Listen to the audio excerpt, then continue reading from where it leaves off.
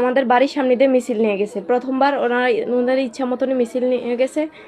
তার পরবর্তী সময় একটু পরে আবার আসছে, আইসা মিছিলে আমাদের বাড়ি গেটের সামনে ওনারা যত রকমের উশৃঙ্খল ভাবে আমাদের গেটের মধ্যে বাইরাবাড়ি করছে, তারপরে উশৃঙ্খল আচরণ করছে, কইরা চলে গেছে।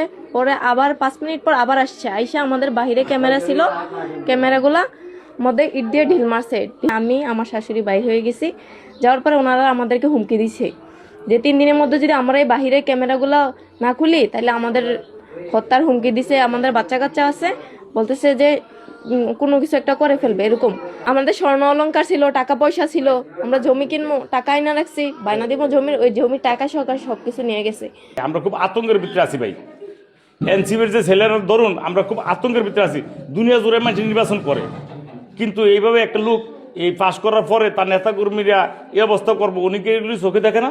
আমার বাড়িতে একা বাড়িতে বিএনপি করতো, দানের নির্বাচন পাইছে না, এমন টাকের সমর্থন করছে মঞ্জু সাহেব, আমাদের সিনিয়র লিডার, যে উনি করাতে টাকের পছন্দ করতে গেছে, তারে ওইখানে রাস্তার মাঝখানে মাইরা তার মোটরসাইকেল ভাঙ্গিয়া সে ওনকে ঢাকা আইসিইউতে ভর্তি আছে।